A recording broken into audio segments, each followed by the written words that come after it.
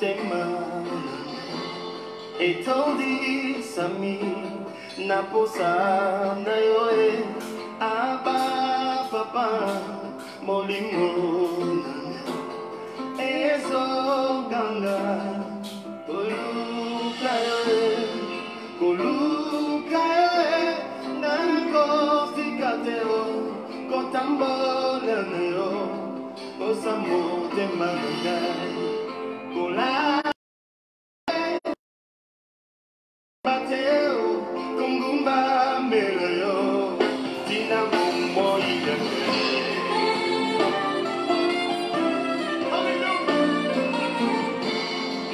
aba papa motemba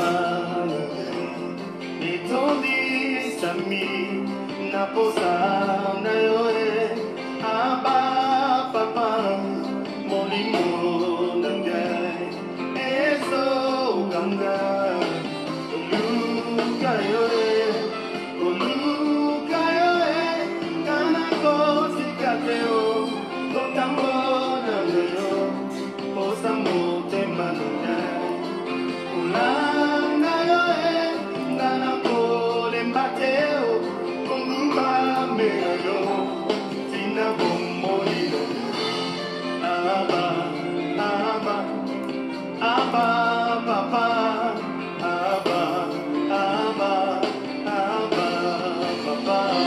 Alléluia. Je dis à mon âme, cherche le Seigneur. Oui, mon esprit donne ses dons à mon âme. Cherche le Seigneur, le Dieu de ton salut. Pourquoi veux-tu continuellement t'abattre dedans de moi, mon âme? Pourquoi est-ce que tu veux te détourner de l'essentiel? Voici ce qu'il est écrit. Il est temps pour nous de chercher le Seigneur. Pour nous, sa justice. Oui, Seigneur, réponds sur nous ta justice. Réponds sur nous ta gloire. Réponds sur nous, Seigneur, une nouvelle dimension de ta révélation.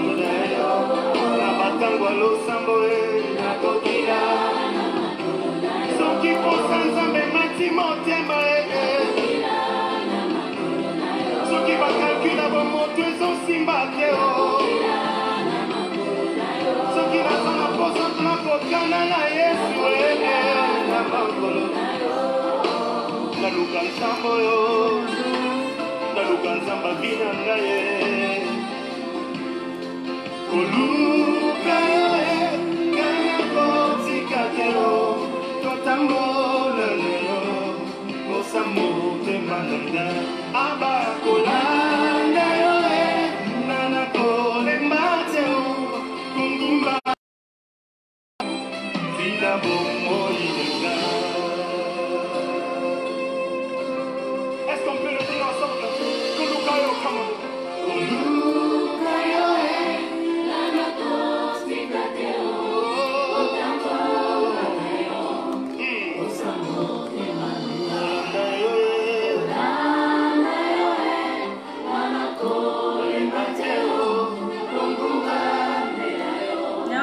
Merci grâce. Bienvenue parmi nous. Sois béni.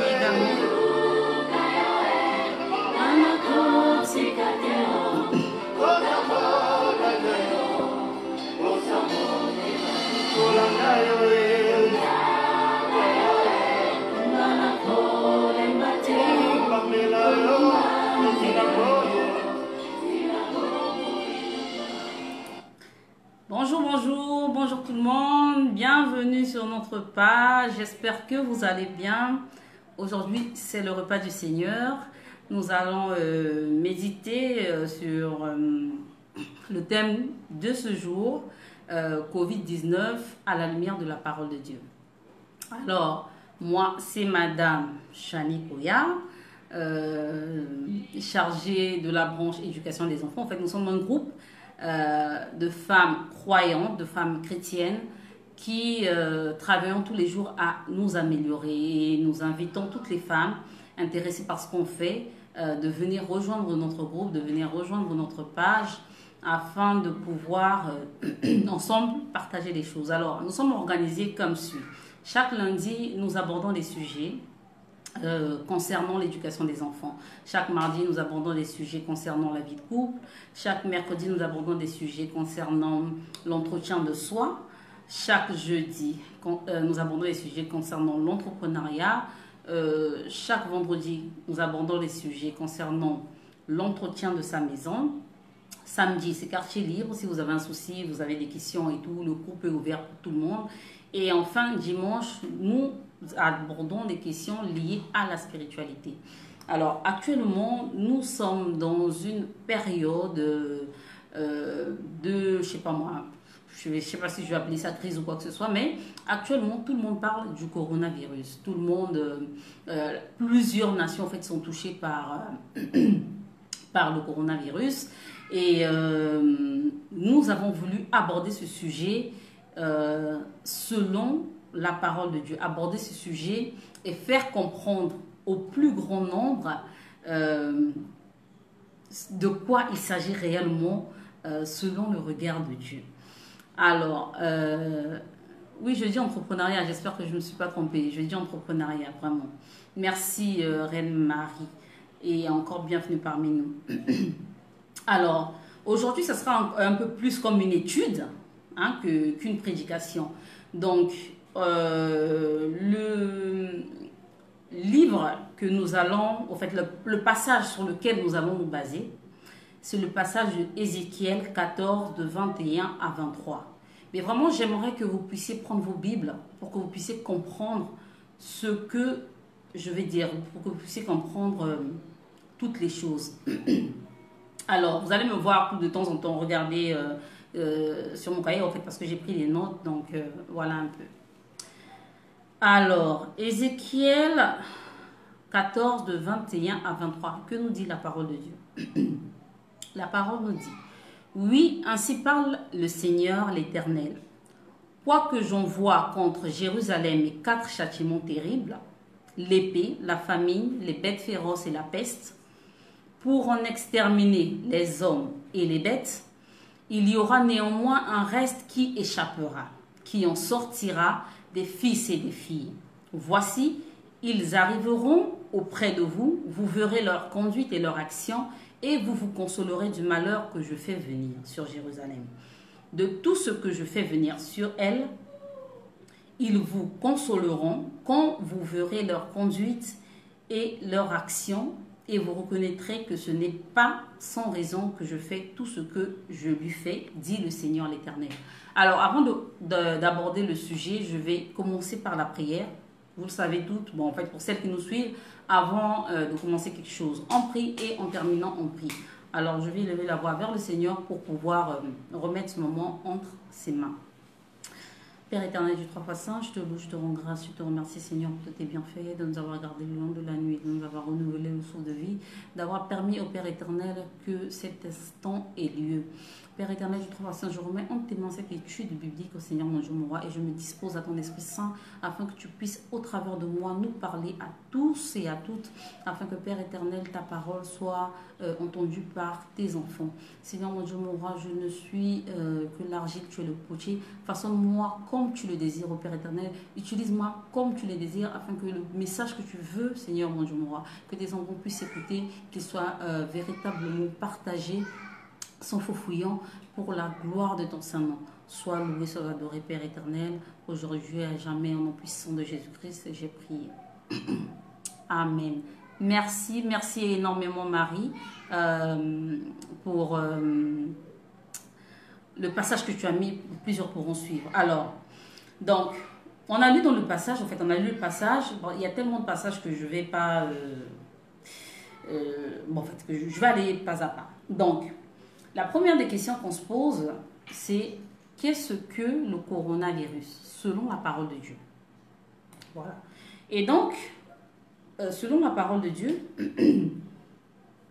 si on se base sur, je vais prendre Apocalypse 6, de 7 à 8. Quand il ouvrit le quatrième sceau, j'entendis la voix du quatrième être vivant qui disait, viens. Je regardai et voici parut un cheval d'une couleur pâle. Celui qui le montait se nommait la mort. Et le séjour des morts l'accompagnait. Le pouvoir fut donné sur le quart. Le pouvoir leur fut donné sur le quart de la terre pour faire périr les hommes par l'épée, par la famine, par la mortalité et par les bêtes sauvages de la terre.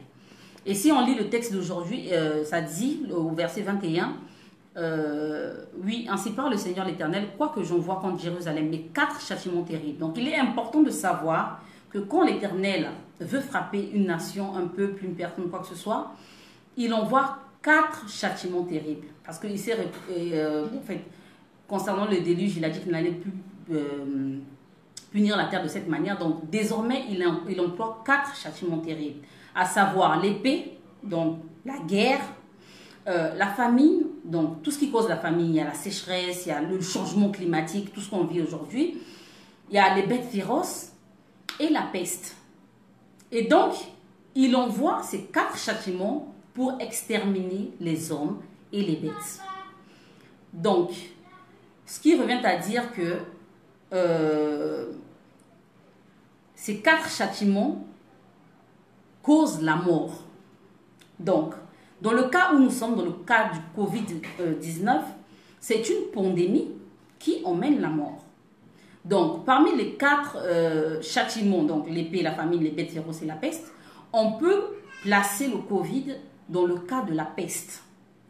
Parce que la peste, c'est tout ce qui regroupe les maladies, voilà, les épidémies et tout ce que vous savez.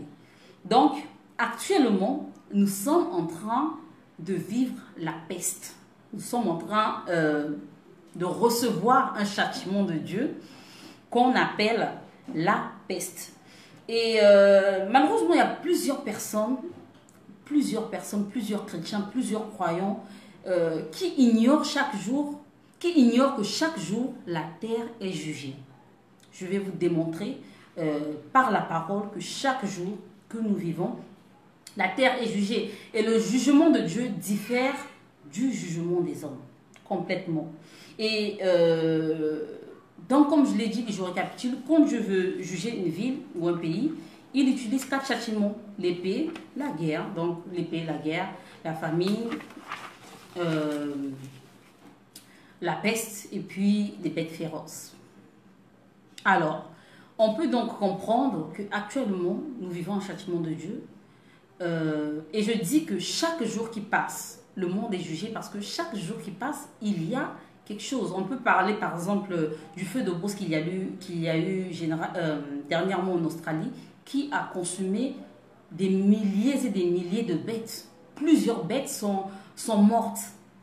Et le monde crie, ah, c'est quoi, vraiment ça va mal, qu'est-ce qui ne va pas et tout. Mais ils ne savent pas reconnaître la main de Dieu derrière. Ils ne savent pas reconnaître qu'il y a un châtiment lié à cela. Alors, comme toute personne, on peut se poser la question de savoir, mais pourquoi Dieu qui est si bon, Dieu qui est si généreux, Dieu qui est si doux, pourquoi, dans son infinie bonté, il voudra frapper un peuple? On peut se poser cette question. Et je vais vous emmener dans Genèse 18. Genèse 18 de 20 à 21. Genèse 18 de 20 à 21. Alors, Genèse 18 nous dit, « Et l'Éternel dit, le cri contre Sodome et Gomorrhe s'est accru, et leur péché est énorme.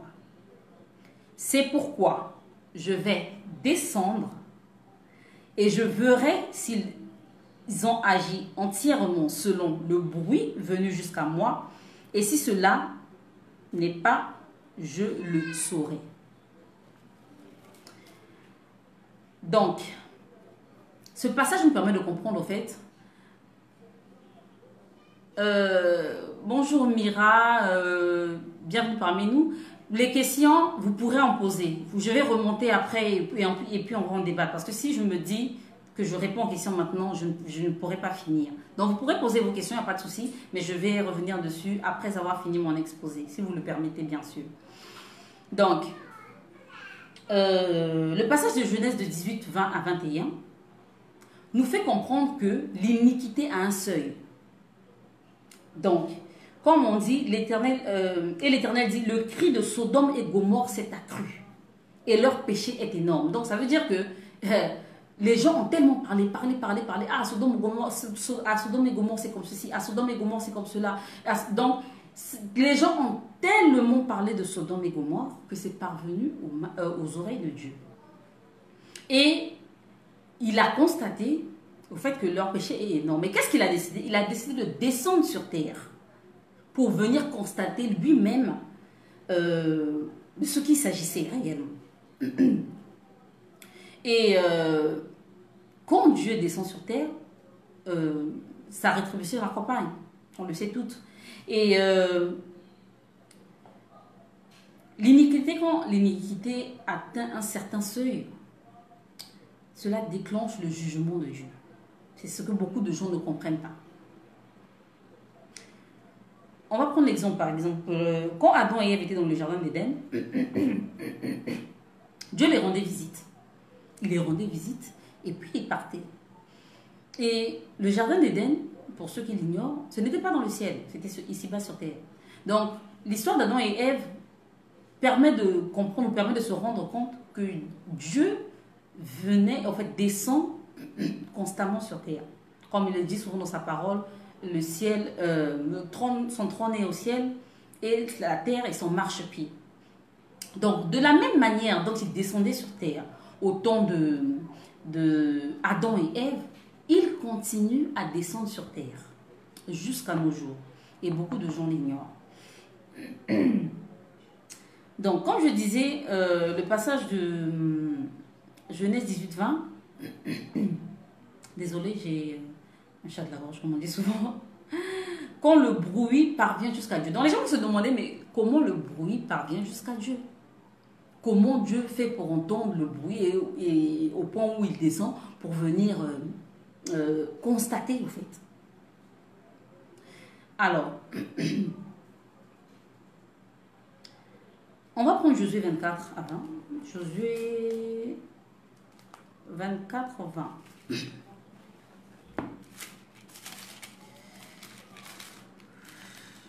Josué 24, verset 20. Josué 24, verset 20 dit, « Lorsque vous abandonnerez l'Éternel et que vous servirez des dieux étrangers, il reviendra vous faire du mal et il vous consumera après vous avoir fait du bien. » Donc, c'est important de savoir que dans la manière dont je dis que l'Éternel est lent à la colère et riche en bonté, il est important de savoir que il y a le mot colère. Voilà. Il y a des moments où l'Éternel est en colère. Il y a des moments où l'Éternel peut décider de faire du mal. C'est bien écrit. Lorsque vous abandonnerez l'Éternel et que vous servirez des dieux étrangers, il reviendra vous faire du mal.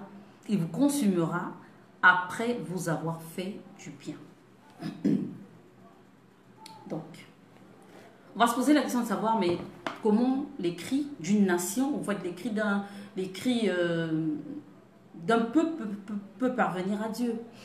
Alors, il est important de savoir que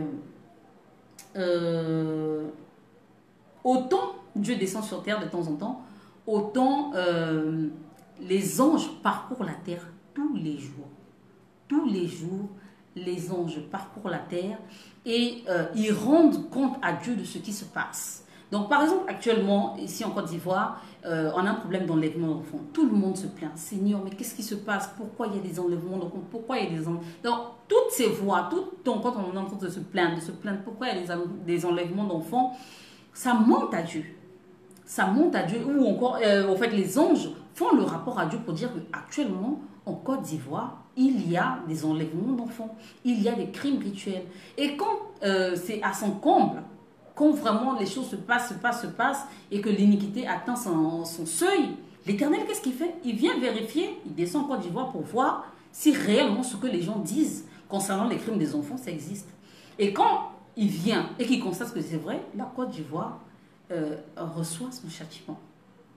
Donc c'est juste pour vous, vous expliquer terre à terre.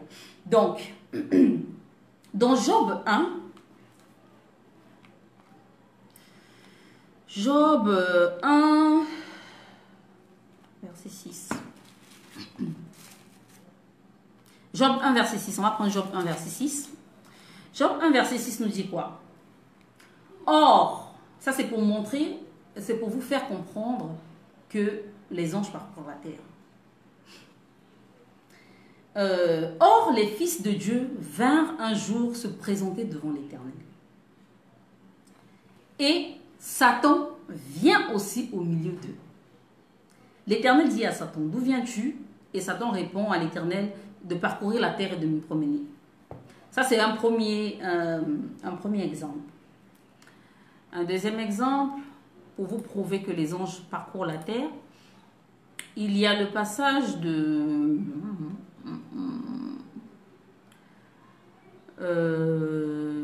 Hébreux 13, de 1 à 2. Vous allez m'excuser. Hébreux 13, de 1 à 2. Persévérez dans l'amour fraternel, n'oubliez pas l'hospitalité, car en l'exerçant, quelques-uns ont logé des anges sans le savoir. Vous allez aussi voir, aussi même dans Genèse 19, 1, dans l'histoire de Sodome et Gomorrhe, 2 anges sont venus sur la forme humaine. Ils sont venus sur la forme humaine pour pouvoir avertir l'autre. Et quand l'autre est venu, bon, pour celles qui lisent la Bible, hein, pour ne pas trop tirer en longueur, quand l'autre les a vus, il s'est prosterné, il les a salués, il les a reçus. Mais les gens les voyaient comme des personnes normales, tandis que c'était des anges. Donc, quand les gens de Sodome et Gomorrhe ont vu ces anges-là, ils ont même voulu coucher avec ces anges-là. Donc, c'est pour dire en fait simplement que il y a des anges tous les jours qui parcourent la terre pour pouvoir rendre compte à Dieu de ce qui se passe ici-bas sur terre. Et c'est prouvé selon la parole de Dieu, selon les 3 passages que je vous ai donnés. Hébreux 13, de 1 à 2, Genèse 19, 1 et Job 1 à 6. Mais on va revenir sur Job 1 à 6. Alors,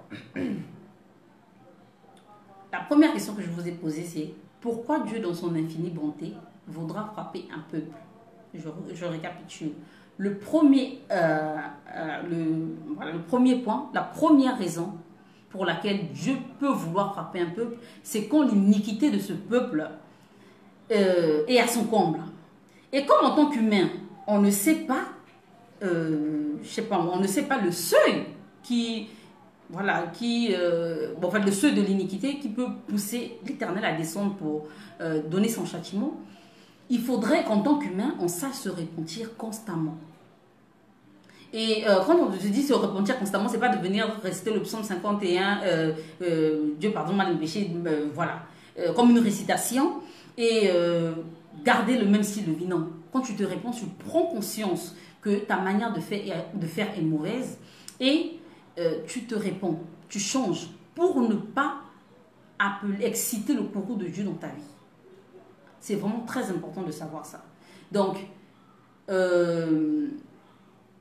quand le péché, quand l'iniquité devient là, quand l'Éternel il en a marre, il descend en personne sur terre et sa rétribution l'accompagne. Ça, c'est la première raison. La deuxième raison, c'est pour accomplir sa volonté. Donc, on sait toutes que concernant la volonté de Dieu, il y a la volonté parfaite de Dieu, la volonté vraiment qui rentre dans son plan, sa volonté parfaite, et il y a la volonté permissive. La volonté permissive, c'est genre des volontés, bon, en fait, il n'avait pas l'intention de le faire, mais bon, il le fait, en fait, il le permet. Parce que, par exemple, je vais prendre l'exemple, par exemple,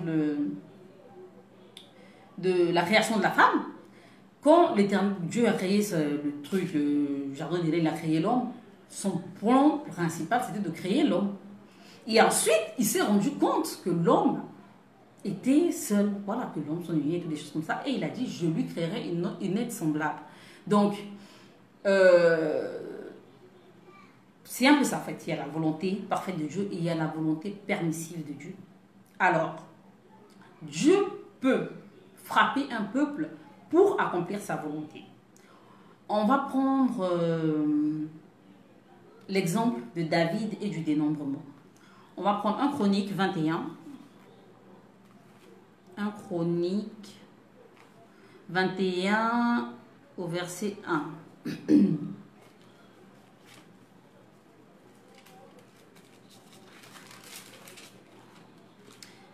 1 Chronique 21 au verset 1. Ah, ça c'est intéressant. Satan se leva contre Israël et il excita David à faire le dénombrement d'Israël. Je vais m'arrêter même là. Donc, et après, David, il a instruit Joab pour faire. Donc, on dit si Satan se leva contre Israël et il excite David à faire le dénombrement d'Israël. Donc, quand on voit ça, on se dit directement que, voilà, ça vient du diable, en fait. Que le diable a poussé David à mal agir et ça a favorisé la colère de Dieu. Et donc, voilà. Donc, on accuse le diable.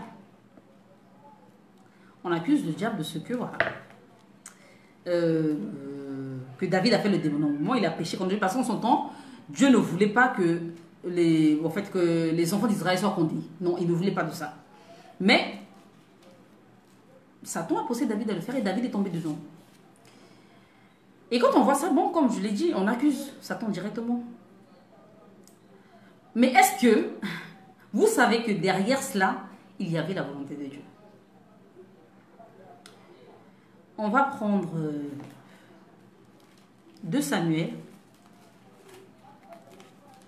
2 Samuel 24 au verset 1. Je vais être vraiment rapide, il faut me suivre, il faut avoir vos Bibles pour me comprendre. 2 Samuel 24 au verset 1. Ça dit quoi? La colère de l'Éternel s'enflamma de nouveau contre Israël. Et il excita David contre eux. En disant, va, fais le dénombrement d'Israël et de Juda.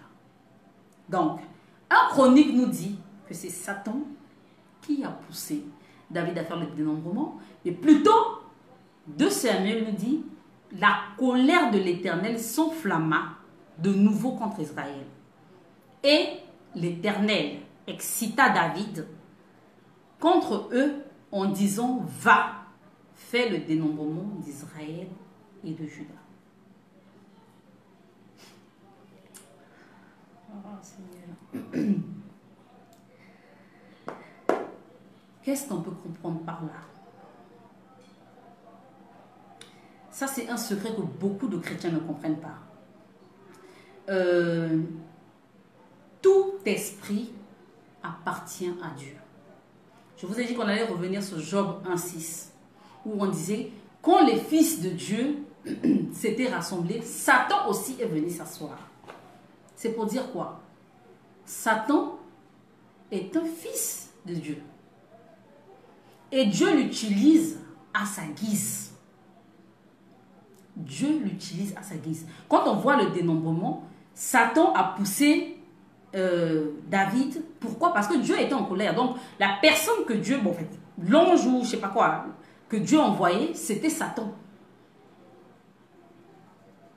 C'est Satan que Dieu a envoyé pour pousser David au péché. Donc, c'est pour ça qu'on voit que dans 2 Samuel, on dit que la colère de Dieu, c'était voilà, que Dieu est en colère. Et dans 1 Chronique, on dit que c'est Satan qui a poussé. Derrière, il y avait la volonté de Dieu. Le deuxième exemple que je vais vous prendre, c'est la tour de Babel. Genèse 11, 5 à 9.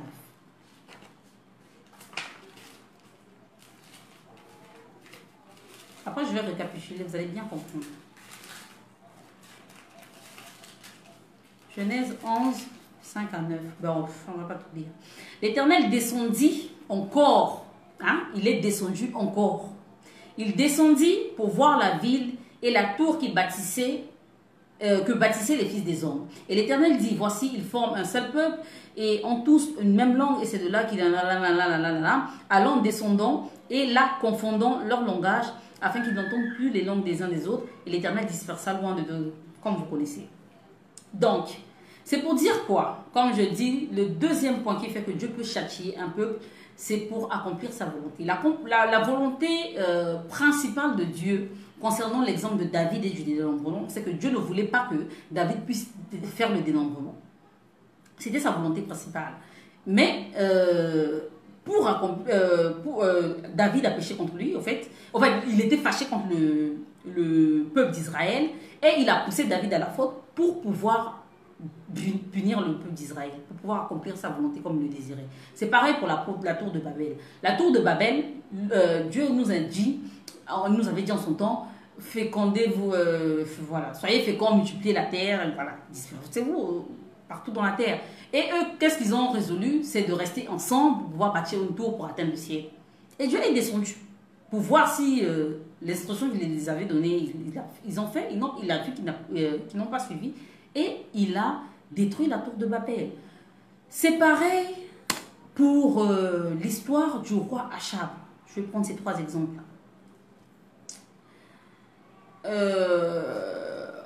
va prendre un roi 22, de 20 à 22. Et l'Éternel dit, qui séduira Achab pour qu'il monte à Ramoth en Galade et qu'il y périsse? Ils répondirent, l'un d'une manière, l'autre d'une autre. Et un esprit vint se présenter devant l'Éternel et dit, moi je le séduirai. L'Éternel lui dit, comment? Non, ouais, la Bible. Donc c'est pour dire quoi? Comme je disais tout à l'heure, tous les esprits appartiennent à Dieu. Qu'ils soient bons ou mauvais, tous les esprits appartiennent à Dieu. Et dans le cadre de Achab, il était désagréable aux yeux de Dieu. Et Dieu a convoqué une réunion, si je peux dire ça comme ça. Et il a demandé à tous ces esprits-là, qui ira séduire Achab? La séduction, on dit que c'est qui séduit? C'est le diable. Donc les esprits qui étaient là, il y avait des bons, il y avait des mauvais. Mais pour qu'ils puissent aller séduire, ce n'est pas un esprit qui est bon. Et encore, quand l'esprit vient se présenter devant Dieu, pour dire, moi je vais le faire, Dieu lui pose la question, comment? C'est quoi ton plan d'action? Donc, l'esprit présente son plan d'action, il explique, hein, vous allez lire plus bas. Et ensuite, Dieu leur donne. Bon, en fait, je vais lire. Je sortirai, quand l'Éternel lui dit comment, il dit, je sortirai, répondit-il, et je serai un esprit de mensonge dans la bouche de tous ces prophètes. L'Éternel dit, tu le séduiras, tu en viendras à bout, sors et fais ainsi.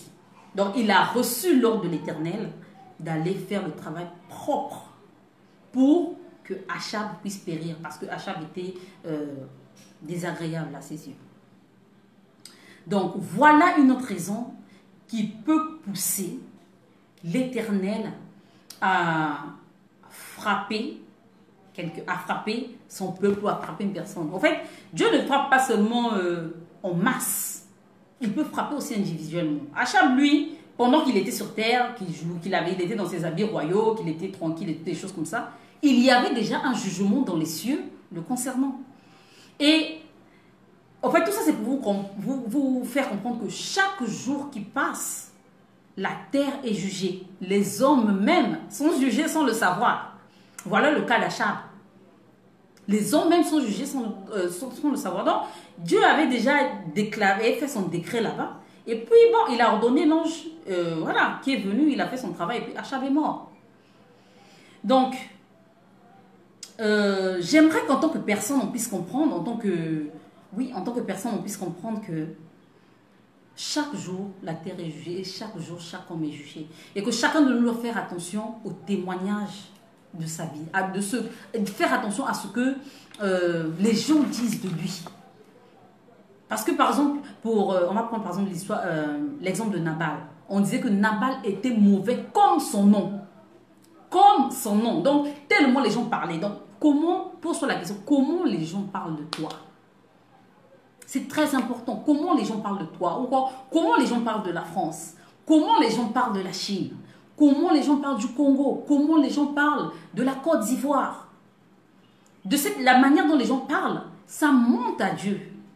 Ça monte à Dieu. Et quand le Christ sera accru, quand Dieu va par exemple se rendre compte, on va prendre par exemple l'exemple de la France, on dit les gens sont fatigués, ils ne veulent plus l'histoire de France-Afrique. Les Africains se sont exploités, les Africains en ont marre en général. Mais quand dans le cœur des Africains, donc dans la bouche des Africains, c'est tout le temps pourquoi l'Afrique, pourquoi ceci, pourquoi cela. Mais Dieu aussi vient constater.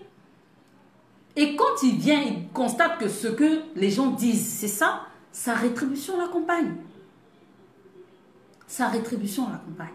Donc si tu fais bien, si les gens sont là par exemple pour dire ah non mais Avel c'est une fille qui est bien, c'est une fille vraiment qui a le cœur sur la main, c'est une fille vraiment que Dieu aime, c'est une fille que Dieu ceci, c'est oh maman par exemple maman Fanny c'est une femme généreuse, c'est une femme ceci. Quand les gens parlent, ça monte. Dieu vient constater. Il vient constater. Et quand il voit que ce que les gens disent et ce que tu fais, c'est la même chose, tu as ta bénédiction. Mais quand tu vois que ce que les gens disent, par exemple, on t'accuse, on te dit que tu es menteuse, que ceci, tu es orgueilleuse, et il descend, il voit que, au fond, tu n'es pas quelqu'un d'orgueilleux, tu as aussi ton truc. Et les langues mensongères qui se sont élevées contre toi ont aussi leur rétribution. Ce genre de choses que beaucoup d'entre nous ignorons. Et il faudrait vraiment faire attention en tant que créature de Dieu au témoignage que les gens ont de toi. De ce que les gens disent. Il faut faire attention. En fait, quand on dit ce n'est plus moi qui vis, mais c'est Christ qui vit en moi, il faut vraiment le refléter. Il faut arrêter de distraire les gens. Il faut arrêter de vouloir paraître croyante ou chrétienne pendant que tu sais que dans tes quatre murs, tu n'as rien à voir avec la chrétienté. Il faut arrêter ça. Dieu n'est pas notre ami. Il n'est pas, je sais pas moi, notre enfant. Il ne blague pas. Il est bon, oui, mais il a aussi un côté colérique. Et son côté colérique, quand tu l'excites, tu vas recevoir ça bien bon. Il va te faire du mal correctement. Même le diable même ne connaît rien à côté. Donc, il est important, en tant qu'enfant de Dieu, de savoir d'abord que tous les esprits appartiennent à Dieu. Les gens sont en train de crier. Moi, je vois sur les réseaux sociaux que le Covid, c'est le diable, c'est un truc du diable. Prions contre, je sais pas moi, le coronavirus. Mais qui t'a dit qu'il n'y a pas la main de Dieu derrière? Qui t'a dit ça? Parce que quand on ignore certaines choses, quand on ignore les signes de Dieu, quand on ignore la vérité derrière la parole de Dieu, on se retrouve parfois en ennemi de Dieu. On se retrouve en ennemi de Dieu. Notre texte principal dit quoi? Oui, ainsi parle le Seigneur l'Éternel. Quoi que j'en vois, je relis Ézéchiel. Quoi que j'en vois contre Jérusalem, les 4 châtiments terribles, l'épée, la famine, les bêtes féroces et la peste, pour en exterminer les hommes et les bêtes, il y aura néanmoins un reste qui échappera, qui en sortira, des fils et des filles. Voici, ils arriveront auprès de vous. Vous verrez quoi? Leur conduite et leur action. Vous verrez quoi? Leur conduite et leur action. Et vous vous consolerez du malheur que je fais venir sur Jérusalem. Donc quand vous allez voir les gens qui sortiront, qui échapperont de la crise, qui échapperont de la guerre, qui échapperont de la famine, qui échapperont de la peste, vous allez vous rendre compte que ce sont des gens bons, que ce sont des gens qui n'ont pas un mauvais cœur. C'est ce que le texte du jour dit. Verset 23, ils vous consoleront quand vous verrez leur conduite et leur action. Et vous reconnaîtrez que ce n'est pas sans raison que je fais tout ce que je fais, dit le Seigneur l'Éternel. Donc quand tu ne connais pas ces choses-là, les gens vont décréter les prières, prions contre le coronavirus, brisons cette œuvre du diable. Toi, tu vas partir, tu vas prier. Seigneur, brise le coronavirus, Seigneur, brise ceci, brise cela. Mais tu te mets en ennemi de Dieu, parce que sa volonté, c'est que le corona soit là pour faire son tri entre l'ivraie et les raies, comme il dit. Lui, il est dans sa volonté. Bon, toi, tu viens maintenant que sa volonté ne se fasse pas. Ma chérie, mais tu auras des problèmes. C'est pour ça que c'est important de lire la parole de Dieu, de soi-même chercher Dieu, de soi-même entrer dans l'intimité de Dieu, de soi-même comprendre les choses. Parce que si tu ne comprends pas les choses, tu vas aller à tout vent. Voilà, on vous dit d'aller à gauche, vous allez à gauche, comme des moutons, et vous ne savez même pas où vous partez. Vous ne savez pas où vous partez, vous allez, comme on dit chez nous, ngoulou, on va là-bas, vous faites ci, on va là-bas, vous faites ça, et vous vous mettez comment ça s'appelle, en porte-à-feu avec Dieu, et puis Dieu vous frappe. Parce que tous ceux qui ne rentrent pas dans sa volonté, il les frappe en même temps. Donc il faudrait savoir connaître ces mystères de la parole de Dieu, et aussi savoir prier dans ce genre de choses. Il faudrait savoir diriger ses prières. Ne pas être là à prier contre, mais prier à ce que la volonté parfaite de Dieu se fasse. Même s'il faudrait qu'il y ait des milliers de morts. Si c'est sa volonté, que sa volonté soit faite. Que sa volonté soit faite. Et s'il a décrété, parce que comme je l'ai dit, quand on voit le cas d'Achab, Achab, lui, il était sur terre, il était tranquille et tout, il y avait un jugement dans les cieux pour lui. Donc si tu étais inique, tu faisais souffrir les gens, comment ça s'appelle? La Bible nous dit, merci Seigneur, la Bible nous dit de ne pas faire souffrir 4 personnes. La veuve, les veuves, les orphelins, les lévites et l'étranger, parce que leur cœur est meurtri, leur cœur est contrit et meurtri. On dit toujours que l'Éternel a plus tendance à écouter les gens qui ont le cœur brisé et meurtri. Bon, toi, comment tu te comportes envers ces 4 personnes? Comment tu te comportes quand tu vois une veuve? Comment tu te comportes quand tu vois un orphelin? Comment tu te comportes quand tu vois un étranger? Voilà, par exemple, en Europe, on ne veut plus des étrangers. Les immigrants, ceci, les immigrants, cela. On va, parfois, ils sont dans les bateaux, on tire sur eux. Ha! Mais est-ce qu'on se pose la question de savoir ce que ça crée? Ce que ça crée spirituellement. Parce que l'étranger, on touche pas l'étranger. Selon la parole de Dieu, pour ceux qui croient en Dieu, on ne touche pas l'étranger. Et quand les nations s'érigent contre des étrangers, mais la rétribution de Dieu vient. La rétribution de Dieu vient, c'est comme ça. Et toi-même personnellement, ça c'est encore dans le cadre des nations, toi-même personnellement, comment tu te comportes envers ces 4 personnes dont Dieu a horreur que leur cœur est affligé? Que leur cœur soit affligé. Comment tu te comportes? Il faut savoir se remettre en question. Est-ce que je suis dans la volonté de Dieu? Est-ce que ma manière d'agir plaît à Dieu? Est-ce que, comme la parole nous dit, ma conduite et mes actions entrent dans la volonté de Dieu? C'est de ça qu'il s'agit. La peste que nous sommes en train de vivre n'a rien de démoniaque.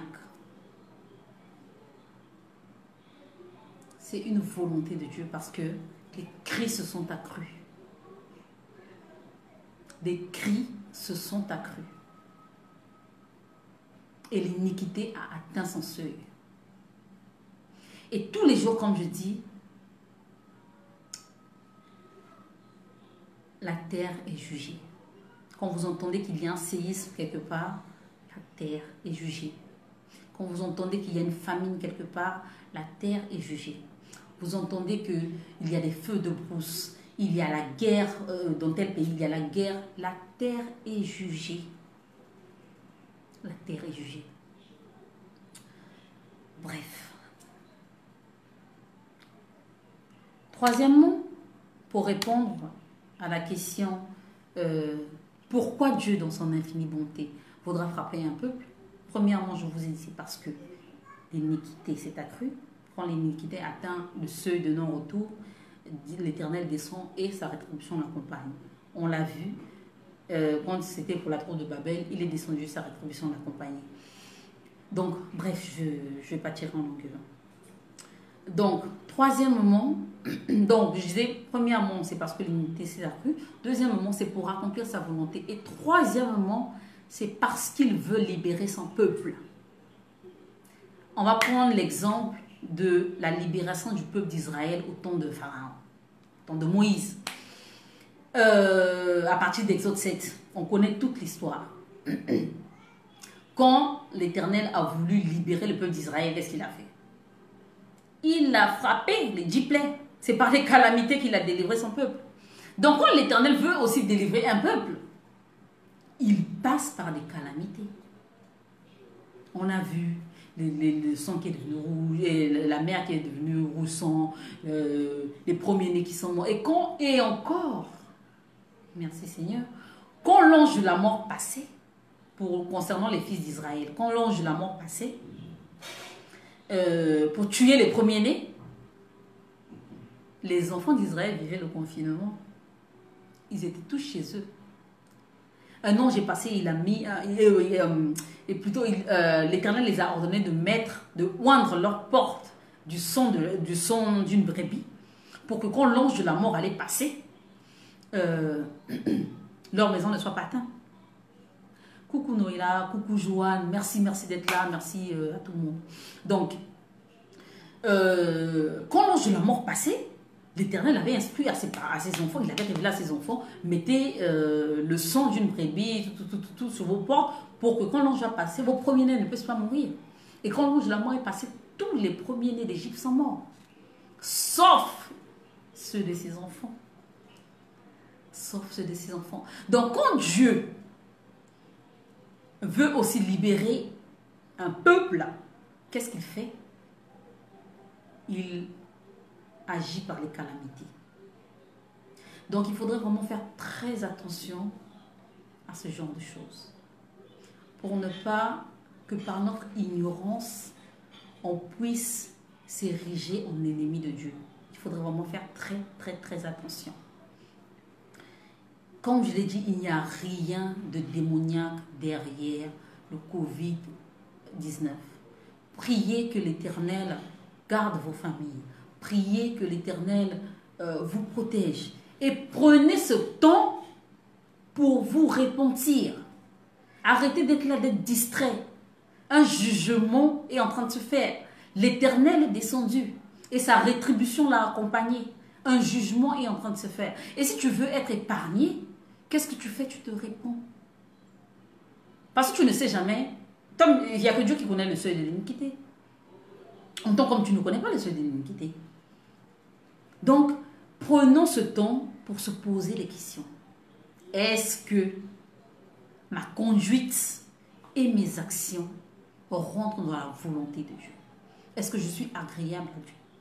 Parce que vous dites, vous êtes là, bon, on vous fait veiller de prière, le Covid n'a pas passé, toutes des choses comme ça, et tout ce que vous voulez. Mais quand ça va passer là, est-ce que tu auras changé? Est-ce que tu te seras repenti? Ou bien tu vas continuer à fumer? Ou bien tu vas continuer à boire? Ou bien tu vas continuer à briser les foyers des autres? Tu vas continuer à être volage? Tu vas continuer à être, je sais pas moi, impudique? Tu vas continuer à être infidèle? Pourquoi tu es pressé que ça passe? Est-ce que tu as compris pourquoi d'abord c'est en train de se faire? Tu n'as rien compris. Tu es là, tu rentres dans les masses. En fait, plusieurs ne savent pas lire la Bible. Plusieurs ne savent pas se rendre compte que, au fait, des temps de Dieu. Quand on prend Apocalypse 6, je vais revenir sur Apocalypse 6.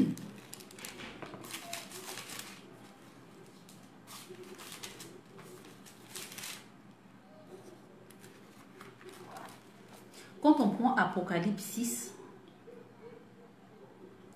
ça parle des sceaux, des différents sceaux. On dit, quand il ouvrit, j'ai déjà lu ça, je redis. Quand il ouvrit le 4e sceau, j'entendis la voix du 4e être vivant qui disait, viens. Je regardais, et voici parut un cheval de couleur pâle. Celui qui le montait se nommait la mort, et le séjour des morts l'accompagnait. Le pouvoir leur fut donné sur le quart de la terre pour faire périr les hommes par l'épée, par la famine, par la mortalité, par les bêtes féroces, par les bêtes sauvages de la terre. Il y a combien de sceaux? Avant, avant le retentissement des 7 trompettes, il y a 7 sceaux. 7 sceaux. Et actuellement, où nous vivons, nous sommes en train de vivre le 4e sceau. Pour ceux qui ne le savent pas. Il nous reste que 3 sceaux avant de rentrer dans des moments difficiles. Et quand on se dit enfant de Dieu, tu dois savoir lire le temps. Tu dois savoir te rendre compte de la période dans laquelle tu te trouves. Tu dois savoir te remettre en question. Parce que sa volonté principale, selon notre texte d'Ézéchiel 14, 21 à 23, il est en train d'envoyer cela pour exterminer les hommes et les bêtes. Pourquoi? Pour ses enfants. Pour le bien de ses enfants. Pour, comme on dit, séparer les vrais de leurs rien, je ne sais pas comment on dit ça. C'est pour ça. C'est pour le bien de ses enfants. Parce que ceux qui resteront, comme on dit, il y aura néanmoins un reste qui échappera, qui s'en sortira. Ce sont des fils et des filles qui feront la différence dans leur action et dans leur conduite. Comment tu te conduis? Comment tu te conduis? Pose-toi la question. Comment tu te conduis? Tu auras beau te confiner. Si tu es une personne, tu n'as pas l'amour de Dieu, tu es orgueilleux, tu n'as pas de compassion pour les autres, tu es méchant envers les autres, tu es égoïste. Et voilà, nous sommes en train de vivre le coronavirus, de trucs. Et les gens, par exemple, sont là pour te dire, ah, la personne est méchante, ah, le monsieur, il est méchant, il est ceci, il est cela. Même si tu vas te cacher dans ton dernier trou, même si tu vas te cacher dans une, je sais pas, dans la forêt, je ne sais quoi. Si Dieu a dit que le coronavirus, ça va te toucher, ça va te toucher.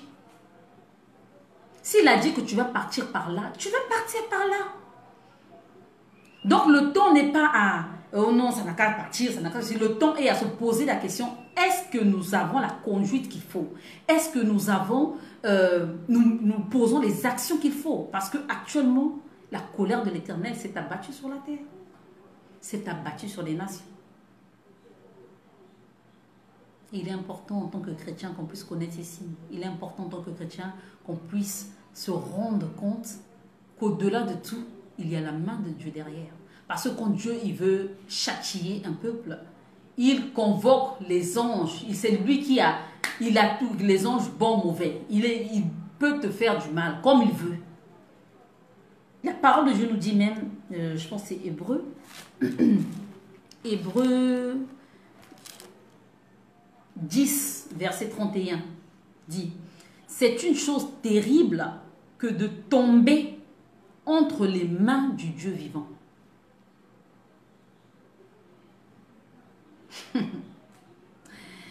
Jésus.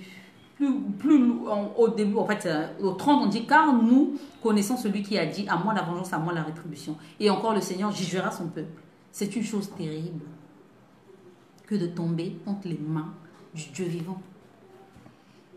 Donc, t'es ouïa, tu fais là, je suis trop belle, je suis ceci, ou encore tu opprimes le peuple. Toi, tu es un homme, par exemple, du gouvernement, tu es un homme où tu as la décision sur le peuple, tu es là, tu te joues des gens, tu abuses de tes employés, des familles sont meurtries à cause de toi, à cause de ta méchanceté. Hey. Mais si Dieu tombe sur toi, il ne va pas te le rater. Satan n'a rien fait. Satan est même trop petit devant. Et encore, Satan ne peut rien faire sans la permission de Dieu. Tout est dans ses desseins. Il a créé son monde, c'est lui qui tient les leviers. Voilà. Quand il veut frapper une nation, il réunit tout le monde. On l'a bien vu dans le cas de David, la différence qu'il y a entre 1 Chronique et 2 Samuel. 1 Chronique dit, Satan a poussé David, mais 2 Samuel nous fait comprendre que la colère de l'Éternel était sur Israël.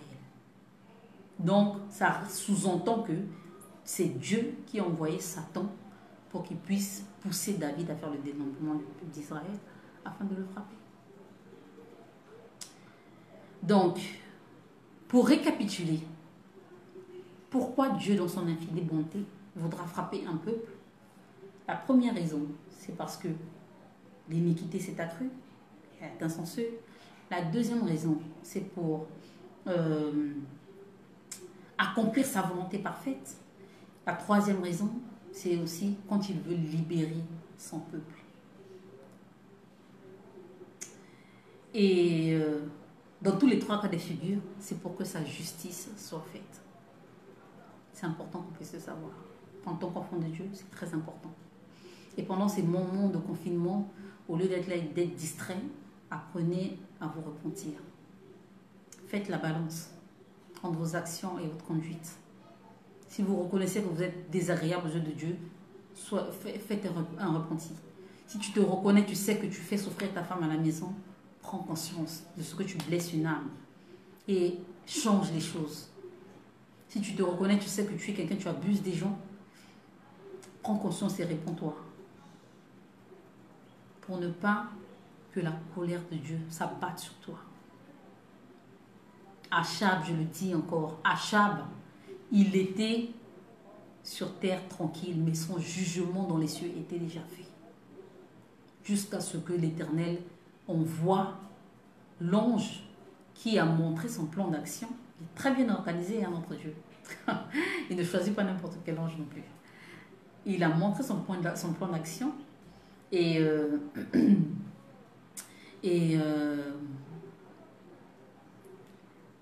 l'Éternel a permis que cet ange puisse aller séduire Achab et Achab est mort au combat. Donc, prends conscience de ton comportement. Réponds-toi pour ne pas que ton jugement ait déjà lieu dans les cieux et qu'il te reste un peu de temps pour recevoir ta rétribution. Si tu te reconnais comme étant un méchant, change. Changeons. Les temps sont courts. Les temps sont courts. Nous vivons les derniers temps. Les temps sont courts. Donc apprenons à nous repentir.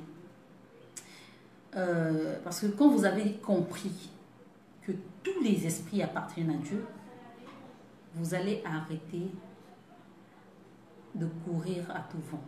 Vous allez aller vers l'essentiel. Vous allez arrêter de vous laisser distraire. Vous allez apprendre l'importance qu'il y a dans le fait de créer son intimité avec Dieu. Vous allez sortir dans des distractions. Parce que je vois par exemple sur Internet, on dit « les églises ont été fermées, c'est un plan du diable. Comment les églises, comment les pasteurs peuvent accepter ce genre de choses, que les églises se ferment. Où est passée la foi ?» Mais vous me faites rire. Vous me faites rire. Donc attends, pour prier, il faut aller à l'église. Mais tout commence à la maison. Tout commence dans tes 4 murs. L'église, c'est pour la communion fraternelle. L'église, c'est pour la communion fraternelle. Donc, si vous n'avez pas compris que il faudrait que vous puissiez développer votre intimité avec Dieu, mais comment vous allez faire quand les 7 trompettes vont commencer à sonner? Quand la guerre contre les chrétiens va commencer? Quand la tribulation va commencer? Comment vous allez faire? Il faut vous poser ce genre de questions. Il faut vous poser ce genre de questions. Que ce temps de confinement soit un temps où tu te remets en question. Tu te dis, mais vraiment, est-ce que moi-même d'abord j'appartiens à Dieu? Est-ce que la manière dont je marche là, vraiment, ça plaît à Dieu? Est-ce que vraiment, si aujourd'hui il y a un enlèvement, est-ce que je ferai partie de ceux qui seront enlevés? C'est ces questions-là qu'il faut se poser. Au lieu d'être là, oh non, c'est Koutoukou qui soigne Corona, c'est ceci, cela. Il faut aller te balader. Vous dites, vous, en tant que noir, on dit que non, Corona ne tue pas mon cher. Il faut aller te balader. Il faut aller te balader. Même encore, toute autorité vient de Dieu. Les autorités même te donnent des consignes. Toi aussi, tu te rebelles derrière. Balade-toi, mon frère. Balade-toi, ma soeur. Corona ne tue pas, parti. Il faut te balader. Il faut faire ce que tu veux. Après, il ne faut pas pleurer, il ne faut pas dire que Dieu t'a abandonné. Après, il ne faut pas dire que Dieu t'a abandonné. Donc, pour conclure, qu'est-ce que je vais vous dire? Je vais vous dire que répentez-vous. C'est très important. Apprenez à tisser une intimité vraie avec Dieu. Lisez votre Bible de vous-même. Arrêtez de dépendre des pasteurs, des prophètes ou quoi que ce soit. Voilà le cas, par exemple, d'Achab. Quand l'Éternel a décrété son jugement dans le ciel, l'ange qui devait aller le séduire, il a dit quoi? Je vais mettre le mensonge dans la bouche de tous les prophètes qui sont autour d'Achab pour le perdre. Donc parfois même il y a des prophètes qui sont là, ils vous disent des choses pour vous perdre et vous ne savez pas, vous êtes là comme des bénis, bon, tellement que vous aimez la facilité, vous n'avez pas le temps vous avez le temps de passer toute la journée sur Internet. toute la journée sur Facebook pour s'affairer. Ah, un tel a mis tel habit, un tel a acheté telle chaussure, un tel est parti dans tel pays, un tel a fait ceci, un tel a fait cela. Mais vous n'avez pas le temps de vous asseoir pour lire votre Bible vous-même, pour entrer dans l'intimité. Vous n'avez pas ce temps-là. Arrêtez d'être distrait. Les chrétiens sont trop distraits. Arrêtons d'être distraits. Bref, répondons-nous. Lisons la parole de Dieu. Et sachons diriger nos prières. Le dernier mot, c'est Dieu qui l'a. Et la peste que nous sommes en train de vivre, ce n'est rien d'autre. Amour, ne me distrais pas. Ce n'est rien d'autre que la volonté parfaite de Dieu. Donc, prions que la volonté de Dieu se fasse. Prions que l'Éternel nous garde pendant ces temps difficiles et qu'il épargne nos familles. Et voilà. Donc, en conclusion aussi, j'aimerais lire un passage pour vous. Un instant. Le psaume 90. Prière de Moïse, homme de Dieu Seigneur, tu as été pour nous un refuge de génération en génération. J'espère que c'est bien ça. Ok. Avant que les montagnes fussent nées et que tu eusses créé la terre et le monde, d'éternité en éternité, tu es Dieu. Tu fais rentrer les hommes dans la poussière et tu dis, fils de l'homme, retournez. Car mille ans sont à tes yeux comme le jour d'hier, quand il n'est plus. Et comme une veille de la nuit, tu les emportes semblables à un songe qui le matin passe comme l'herbe. Elle fleurit le matin et elle passe. On la coupe le soir et elle sèche. Nous sommes consumés par ta colère et ta fureur nous épouvante. Tu mets devant toi nos iniquités. Et à la lumière de ta face, nos fautes cachées. Tous nos jours disparaissent par ton courroux. Nous voyons nos années s'évanouir comme un sang. Les jours de nos années s'élèvent à 70 ans et pour les plus robustes à 80 ans. Et l'orgueil qui l'en tire n'est que peine et misère, car il passe vite et nous nous envolons. Qui prend garde à la force de ta colère et à ton courroux, selon la crainte qui t'est due? Qui prend garde? Enseigne-nous à bien compter nos jours, afin que nous appliquions notre cœur à la sagesse. Reviens, Éternel, jusqu'à quand? Aie pitié de tes serviteurs. Rassasie-nous chaque matin de ta bonté et nous serons toute notre vie dans la joie et l'allégresse. Réjouis-nous autant de jours que tu nous as humiliés, autant d'années que nous avons vu le malheur, que ton œuvre se manifeste à tes serviteurs et ta gloire sur leurs enfants. Que la grâce de l'Éternel notre Dieu soit sur nous, affermis l'ouvrage de nos mains. Oui, affermis l'ouvrage de nos mains. Méditez ce passage. Méditez ce passage. Il est vraiment important que nous puissions apprendre à compter nos jours et agir avec sagesse. Vraiment, je vous exhorte tous à cela. Comprenez en conclusion que derrière cette épidémie, il y a la main de Dieu. Il y a la main de Dieu. Et laissez Dieu faire ce qu'il a à faire correctement selon sa volonté. Tout ce que vous devez faire, c'est la repentance, une repentance sincère. Comme j'ai dit, je relis pour une dernière fois le passage de ce jour. Oui, ainsi parle le Seigneur, l'Éternel. Quoique j'envoie contre Jérusalem mes 4 châtiments terribles, l'épée, c'est-à-dire la guerre, la famine, les bêtes féroces, la peste, maladie, épidémie, tout ce que vous savez, pour en exterminer les hommes et les bêtes, il y aura néanmoins un reste qui échappera. Est-ce que tu es du reste? C'est la question que tu dois te poser. Est-ce que tu es de ceux qui échapperont? Est-ce que tu es de ceux qui échapperont de la guerre? Est-ce que tu es de ceux qui échapperont des différentes pestes? Parce que ce n'est pas la dernière peste, il y en aura. Jusqu'à ce que les trompettes puissent être sonnées, jusqu'à ce que les 3 autres sceaux puissent être versés et que les trompettes puissent commencer à être sonnées. Est-ce que tu es de ceux qui échapperont? Pose-toi des questions. Est-ce que tu es de ceux qui échapperont, qui en sortiront des fils et des filles? Voici, ils arriveront auprès de vous. Vous verrez leur conduite et leur action, s'il vous plaît. Leur conduite et leur action. Et vous allez comprendre que tout cela émanait de la volonté de Dieu. Voilà vraiment ce que je tenais à dire. Je vais répondre aux questions avant de faire la dernière prière. Donc, j'ai cru voir une question. Bon, je vais remonter depuis le début pour voir.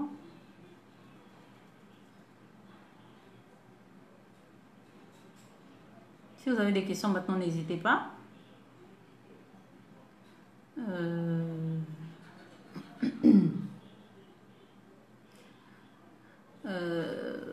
Je vois notre train de répondre aux questions à la fin de son exposé.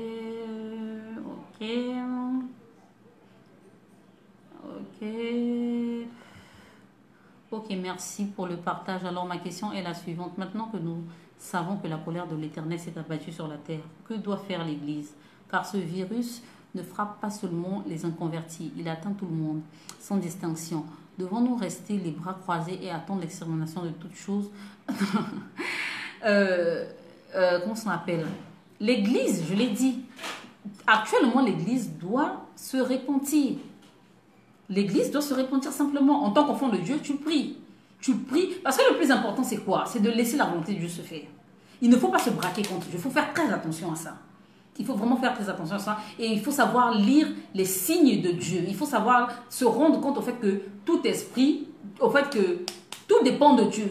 Tout esprit est soumis à l'autorité de Dieu. Donc l'Église ne va pas prier contre le coronavirus. Tu ne vas pas prier contre le coronavirus. Qu'est-ce que le coronavirus a à voir? Prie plutôt que l'Éternel te préserve. Prie que l'Éternel t'aide à changer. Prie que l'Éternel te fasse miséricorde. Prie que l'Éternel, t'aide à t'améliorer. Prie que l'Éternel te fasse grâce. Prie que l'Éternel t'aide à devenir une meilleure personne. Et tu peux même aussi prier que l'Éternel fasse grâce selon sa volonté à ceux qui sont atteints et puisse les guérir. Ça aussi, c'est une prière que tu peux faire. Tu dis, Seigneur, aie compassion de... pardonne, par exemple, ceux qui sont tombés malades, par exemple. Pardonne-les, guéris-les. Tu peux le faire. Mais tu ne peux pas faire des prières. Seigneur, je cherche le coronavirus. Seigneur, je brise le coronavirus. Et puis tu vas briser d'abord le coronavirus là. Bon, excusez-moi, moi je suis comme ça, je parle sans faux fouillant. Je dis la vérité. Tu es qui? Parce que ça ne dépend pas de toi, ça dépend de Dieu. Et il faut le laisser faire ce qu'il a à faire. Parce que tout concourt au bien de ceux qui aiment Dieu. Même quand il y a la guerre là. Pourquoi quand il y a la guerre, il y a de ceux qui meurent, il y a de ceux qui restent? C'est la grâce de Dieu. Il choisit ceux qui doivent rester. Il choisit aussi ceux qui doivent mourir. Voilà. Donc, le plus important, c'est de te poser la question si tu échapperas, si tu es de ceux qui échapperont. Parce que c'est prévu que il y aura des calamités, il y aura des comment ça s'appelle, des châtiments. Mais il y aura de ceux qui échapperont. Et on les reconnaîtra par leur conduite et leur action. C'est ce que la Bible nous dit. La Bible est claire. Moi, je n'ai rien inventé, je n'ai rien ajouté, je n'ai rien reproché. Je fais que vous lire ce qui est écrit dans la Bible. Il y aura de ceux qui échapperont. Donc, la question, c'est de se poser on doit se poser la question de savoir, est-ce que je suis de ceux qui échapperont? Et si tu sais intérieurement que tu n'es pas de ceux qui échapperont, réponds-toi. Réponds-toi pour trouver grâce aux yeux de Dieu. C'est tout. Ça puisse la reine que celui qui a les oreilles entende, Seigneur. Donc, voilà ce que j'avais à dire. J'ai fini ce que j'avais à dire. J'ai lu vos questions. Bon, maintenant, je vais mettre un peu de musique et ensuite, je vais faire ma dernière prière et puis on va se laisser. Donc, ne soyez pas triste, hein? Vous n'allez pas vous prier. Priez, repentance, louons l'Éternel. Chassons la psychose. Ce n'est pas le temps d'être en psychose. Prions, louons notre Dieu, dansons, voilà. C'est tout. Et laissons Dieu faire ce qu'il a à faire comme il sait bien le faire. Tout c'est pour sa justice.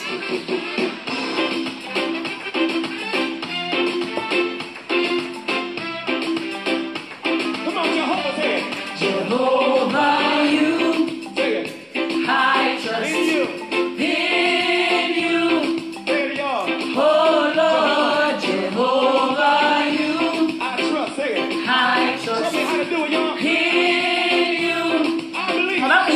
Donc pour les familles après cette chanson. I trust in you, oh Lord, Jehovah, you. I trust in you. I believe it. I believe you are the God of miracles. You are the God of wonder. You are the God of wonder. You are the God of powerful. I believe. I believe. I believe. I believe. I believe. Say it, y'all. I believe. I believe. I Come on, let your believe. feet get heavy. Let's go. Let's go. Come on. Somebody make some noise in here. Come on, catch it, Jehovah. You, I trust I trust in you. in you. Oh Lord, say it. Oh Lord, Jehovah, you. I trust. I trust in you. I believe. Say it. Everybody say it. I believe you. I trust. I trust in you. Oh Lord, Jehovah, I you. can't hear you. Come on, say it. I trust Say it. in you. I believe. Say it. I believe you are the God of miracles. You are the God of wonders. You are the God of wonders. You are the God of powerful. I believe. I believe. I believe. I believe. I believe. I Everybody get believe. ready for the 30 seconds. Come on. Do the devil's head. Come on. Come on. Come on. Y'all ain't ready for enough over here. Y'all get your feet familiar. Move your feet. Everybody, let's go. I see you back there. Back in the yard. Come on. Dansez, chantez, rendez grâce à Dieu. Voilà, priez, repentez-vous. C'est important de se repentir. Hein? On n'a pas le choix. On n'est pas parfait. On doit chercher la face de Dieu. C'est très important. So long, bye bye. So long, bye bye. Jehovah said, Goodbye to my pain and my sorrow. so long. So long, bye Y'all bye. catch it, everybody. Come on, say it. So long, bye bye. Everybody in the right now, say it. So long, bye bye. Goodbye to my pain and my sorrow. Goodbye to my pain and my sorrow. Let's go. So long, bye One more time, bye. everybody in the building say so long. So long, bye bye. So long, bye bye. Pain. Goodbye to my pain and my sorrow. So long. So long, bye Just one more bye. time in the balcony, everybody say it. Say it. So long, bye bye. Je vous partage ma joie, hein. Ne soyez pas tristes. Ne soyez pas tristes. Balayez la psychose, priez pour vos familles. Franchement, laissez Dieu faire ce qu'il a fait. Pour la gloire de son nom, que ça monte, ça puisse. Bye bye, eh. So long. Bye bye, eh. So long. Bye bye. So long. Yeah. So long. Yeah. So long. Yeah. So long. Yeah. So long. Goodbye to my sorrow. Goodbye to my pain. Goodbye to my trouble. On dit bye à mes troubles, bye à mes difficultés. Au revoir. Goodbye, dear. You ain't welcome here. So long, bye bye here. Bon, si aussi ma joie, on va pas finir aujourd'hui. Allez, je vous invite à élever la voix d'où vous vous trouvez pour qu'on puisse tous ensemble prier pour nos familles, que l'Éternel nous fasse grâce, qu'il nous fasse miséricorde, qu'il ait compassion de nous, qu'il ait pitié de nous, qu'il préserve nos familles et qu'il nous aide à être de meilleures personnes. C'est surtout ça le plus important, qu'il nous aide de façon à ce que nos actions comme le dit la parole du jour, de façon à ce que nos actions et notre conduite soient agréables à ses yeux. Élevons nos voix vers le Père. Père éternel, je te crois saint, je te loue, je te rends grâce, je te remercie, Seigneur mon Dieu, mon roi, pour tous tes bienfaits, pour cet instant que tu m'as permis de passer avec mes sœurs ou encore avec tous ceux qui m'ont suivi, au Seigneur mon Dieu, mon roi, afin d'élever ton nom, afin, Seigneur mon Dieu, mon roi, d'éclairer des consciences à la lumière de ta parole, Père éternel, sans rien ajouter et sans rien retrancher. Père éternel, il t'a plu de véhiculer le message comme il est sorti, que ton nom soit glorifié. Alors, Père éternel, en ces moments difficiles, il y a plusieurs femmes, plusieurs hommes qui sont terrorisés, plusieurs personnes qui me suivent, qui m'écoutent, qui ne savent pas comment faire, plusieurs qui ont peur, plusieurs qui ne savent pas comment se comporter, au Père éternel. Je les remets en tes mains, Seigneur mon Dieu, mon roi, afin que par ta grâce infinie, par ton infinie bonté, au Père éternel, tu les parles, que tu les diriges, que tu les guides à faire des choses bien, que tu les diriges, au Père éternel, à se rendre compte, Seigneur, que tu as besoin de la disposition de leur cœur, que tu as besoin qu'ils puissent se repentir, que tu as besoin qu'ils puissent être de nouvelles personnes, que le Père éternel, tu es capable de protéger leur famille, que tu es capable de les guérir. Seigneur, que ce moment, Père éternel, de confinement puisse permettre au peuple, aux nations de se rendre compte, au Seigneur mon Dieu, mon roi, de ta grandeur, de se rendre compte, au Seigneur mon Dieu, mon roi, que tu es l'alpha, que tu es l'oméga et que rien n'arrive sans que tu n'aies permis. Père éternel,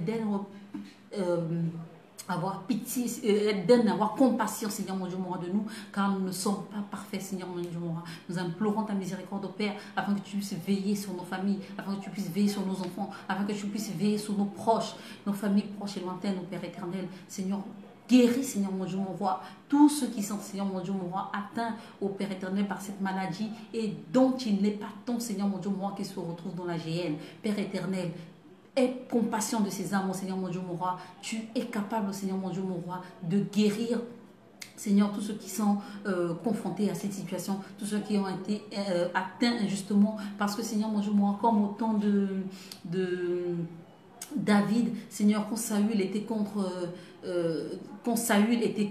David, Jonathan, Seigneur mon Dieu, moi, a trouvé la mort parce qu'il était aux côtés de la mauvaise personne, parce qu'il était mal placé, Seigneur mon Dieu, moi. Et pourtant, Jonathan, il avait un bon cœur, c'était un bon ami de David, au Père éternel. Mais quand tu as frappé son père, Seigneur mon Dieu, moi, il a trouvé la mort également parce qu'il était mal placé. Alors, Père éternel, si des âmes ont été touchées, Père éternel, parce qu'elles étaient dans un mauvais positionnement, parce que, Seigneur mon Dieu, moi, elles ont fait alliance, Seigneur mon Dieu, où elles se sont attachées aux personnes qui étaient destinées, Seigneur mon Dieu, moi, à être décimées, Seigneur, par cette pièce. Père éternel, prends compassion de ces âmes, Seigneur, et guéris-les miraculeusement. De faire en sorte, Seigneur mon Dieu, mon roi, que nos conduites, Seigneur mon Dieu, moi, et nos actions, Seigneur, puissent être agréables à tes yeux. Seigneur, prends pitié de nous, exauce-nous, et que seule ta volonté soit faite. Aujourd'hui, jamais, au nom puissant de Jésus-Christ, j'ai prié. Amen. Merci de m'avoir suivi, merci d'avoir été là, merci pour tout. Portez-vous bien et à tout le monde.